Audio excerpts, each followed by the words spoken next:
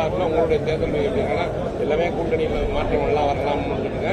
உங்களுடைய வீகம் அதுக்குண்டான ஆயத்த பணியில் தொடங்கிட்டீங்க. இப்போ எங்கள் ஆட்சியில் நிறைய அம்மா வந்து செஞ்சுருக்காங்க. பொதுச்செயலாளர் எடப்பாடி செஞ்சுருக்காரு, தலைவர் நிறைய எம்ஜிஆர் புதுச்செயலாளர் எம்ஜிஆர் செஞ்சுருக்காரு. இதெல்லாம் மக்கள் மத்தியில் எடுத்து சொல்லுவோம். அது மட்டும் இல்லாமல் இன்னைக்கு என்ன நடக்குது? இன்னைக்கு தேனுபால் ஆறு ஓடுதா இதுக்கு நாட்டில்? இன்னைக்கு தேனுபால் ஆறு ஓடுதா? பாதுகாப்பு இல்லை, மெத்தப்பட்ட அது மட்டும் இல்லாமல் இன்னைக்கு பார்த்தா மோசமான அளவுக்கு ஒரு நிர்வாகம்.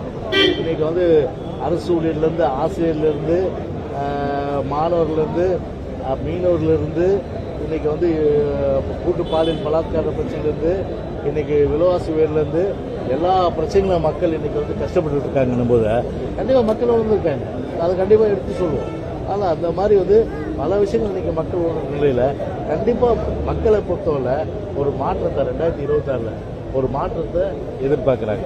திமுக ஒழிஞ்சு 2026 அதிமுக ஆட்சி மலரும். அதுதான் திமுக பொறுத்தவரை சொல்றேன். ஒரு ஒரு ஒரு பச்சுவந்தி நிறம் மாறுவது, ஒரு டபுள் கேம், அதே போன்று அந்தர் பல்ட்டி, இது ஒட்டுமொத்தமாக சொந்தக்காரங்க பார்த்தா திமுக தான். நீங்கள் ஒன்று தெரிஞ்சுங்க, பாண்டிச்சேரியில் ஒரு நம்பிக்கை இல்லா தீர்மானம் ஸ்பீக்கர் மேலே கொண்டு வராங்க.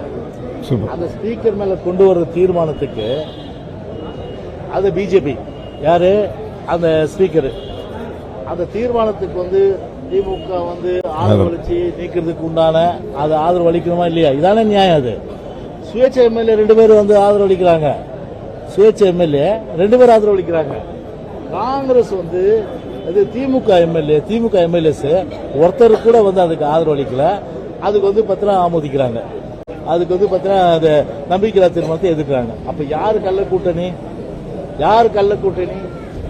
திமுக பொறுத்தவரை ரெட்டை வேடம் நான் சொன்னேன் இல்லையா, பச்சுவந்தி, அதே போல வந்து நிறம் மாறுறது, அப்புறம் வந்து சந்தர்ப்பவாதி, இது எல்லாம் ஒட்டுமொத்தமாக பார்த்தீங்கன்னா அரசியலில் கடைநெடுத்த ஒரு பொய்களுக்கு வாய்மே வெல்லும் பொய்மே வெல்லுகின்ற ஒரு திமுக, பொய்மே வெல்லுகின்ற ஒரு அரசு, பொய்மே வெல்லுகின்ற ஒரு கட்சினா திமுக தான்.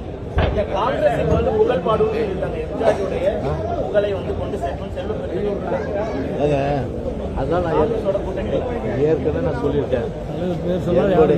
எங்களுடைய தலைவர் பெயரை வந்து உச்சரிக்காம உலக அரசியலும் கிடையாது, தமிழ்நாடு அரசியலும் கிடையாது. ஓகேவா?